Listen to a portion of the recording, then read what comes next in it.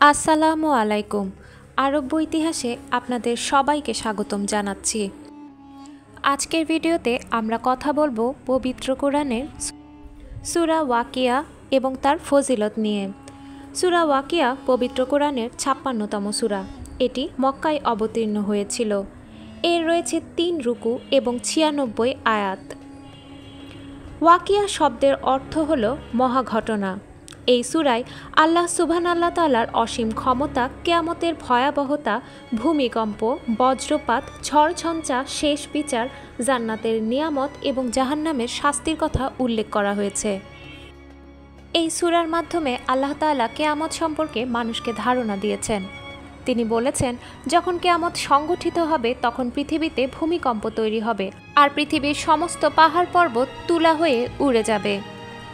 আল্লাহ তাআলা এই সূরায় আরও বলেছেন, যখন যা আসার তাই আসবে, তাকে কেউ অস্বীকার করতে পারবে না। আর সেই কিয়ামতের দিন কাউকে কাউকে নিচে নামানো হবে এবং কাউকে উপরে ওঠানো হবে। পৃথিবী তখন প্রবল ঝাঁকুনিতে প্রকম্পিত হবে, পাহাড়গুলো ভেঙে চুরে যাবে, ধুলোয় গুঁড়ো গুঁড়ো হয়ে ছড়িয়ে ছিটিয়ে যাবে। এছাড়াও এই সূরায় আল্লাহ তাআলার অস্তিত্ব, তার একত্ব এবং অসীম কুদরতের কথা উল্লেখ করা হয়েছে। আল্লাহ তাআলা বলেছেন, তোমরা যে পানি পান করো সে সম্পর্কে কি তোমরা চিন্তা করেছ? তোমরাই কি তা মেঘ থেকে নামিয়ে আনো, নাকি আমি তা বর্ষণ করি? আমি তো ইচ্ছে করলে তা নোনা করে দিতে পারি। তবু কেন তোমরা কৃতজ্ঞতা প্রকাশ করো না? তোমরা যে আগুন জ্বালো তা কি লক্ষ্য করে দেখেছ? তোমরাই কি ওই গাছ সৃষ্টি করেছ যার থেকে আগুন তৈরি হয়, নাকি আমি করেছি? আমি একে করেছি এক নিদর্শন এবং মরুবাসীদের জন্য প্রয়োজনীয় বস্তু হিসেবে। সুতরাং তুমি তোমার মহান প্রতিপালকের নামের পবিত্র মহিমা ঘোষণা করো। আমি শপথ করছি অস্তগামী নক্ষত্ররাজির, অবশ্যই এই মহাশপথ, যদি তোমরা তা জানতে। এই সূরায় আল্লাহ তাআলা কিয়ামতের সময় মানুষের বিভিন্ন অবস্থানের কথাও উল্লেখ করেছেন। তিনি বলেছেন, কিয়ামতের দিন পৃথিবী প্রকম্পিত হবে এবং যখন পাহাড়গুলো ছিন্ন বিচ্ছিন্ন হয়ে যাবে, সেই শেষ বিচারের দিন মানুষ ৩ ভাগে বিভক্ত হয়ে যাবে। এক পক্ষে থাকবে আল্লাহ তাআলার নৈকট্যপ্রাপ্তরা, ২ পক্ষে থাকবে ডান হাতের সঙ্গীরা, আর ৩ পক্ষে থাকবে বাম হাতের সঙ্গীরা। আল্লাহ তাআলা বর্ণনা করেছেন, তোমরা ভাগ হয়ে যাবে ৩ ভাগে। তখন ডান হাতের সঙ্গীরা, কি হবে ডান হাতের সঙ্গীদের? আর বাম হাতের সঙ্গীরাই বা কারা? কি হবে বাম হাতের সঙ্গীদের? আর যারা আগে যাবে তারা তো আগেই থাকবে। অর্থাৎ কিয়ামতের দিন মানুষ যে ৩টি ভাগে বিভক্ত হবে তা হলো সৌভাগ্যবান, দুর্ভাগা আর ভালো কাজে অগ্রগামীরা। ভালো কাজে যারা অগ্রগামী তারা পাবে অনন্ত পুরস্কার, আর তারাই আল্লাহর নৈকট্যপ্রাপ্ত। সৌভাগ্যবান লোকেদের থাকবে পুরস্কার। সেই সৌভাগ্যবান লোক কারা? দুর্ভাগা লোক হবে কারা? আর দুর্ভাগাদের পরকালীন কঠিন শাস্তির বিবরণ উল্লেখ করা হয়েছে পবিত্র কোরআনের এই সূরায়। এছাড়াও রয়েছে পুনরুত্থানের পক্ষে অকাট্য যুক্তি। কোরআন আল্লাহ তাআলার মর্যাদাবান কিতাব। এই কিতাবকে প্রত্যাখ্যান করা বিরাট বোকামি। এছাড়াও সৌভাগ্যবানদের শুভ পরিণতি আর আল্লাহ তাআলার বার্তা প্রত্যাখ্যানকারীদের অশুভ পরিণতির কথা উল্লেখ করা হয়েছে এই সূরায়।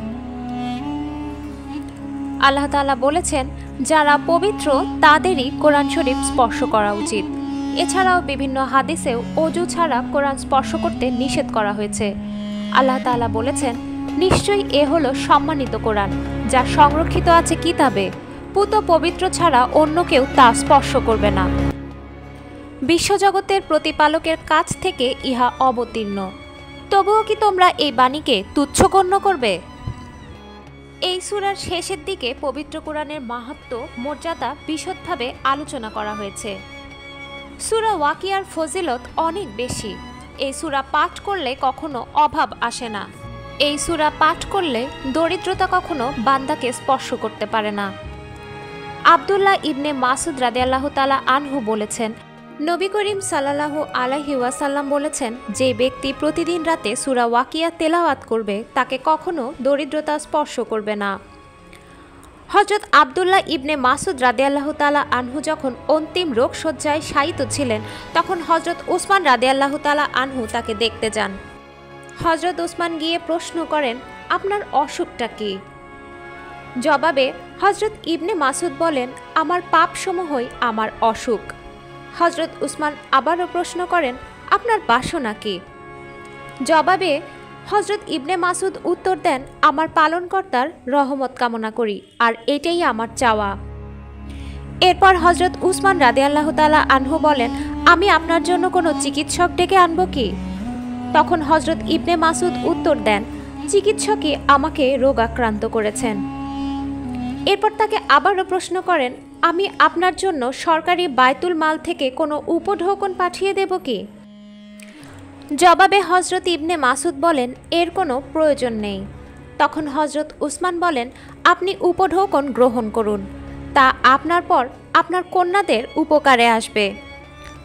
এরপর হযরত ইবনে মাসুদ বলেন, আপনি চিন্তা করছেন যে আমার কন্যারা দারিদ্র এবং উপবাসে পতিত হবে, কিন্তু আমি এমন চিন্তা করছি না, কারণ আমি আমার কন্যাদেরকে এমনভাবে নির্দেশ দিয়ে রেখেছি যে তারা যেন প্রতি রাত্রে সূরা ওয়াকিয়া পাঠ করে, কারণ আমি নবী করিম সাল্লাল্লাহু আলাইহি ওয়াসাল্লামকে বলতে শুনেছি, যেই ব্যক্তি প্রতি রাত্রে সূরা ওয়াকিয়া পাঠ করবে সে কখনো না খেয়ে মারা যাবে না।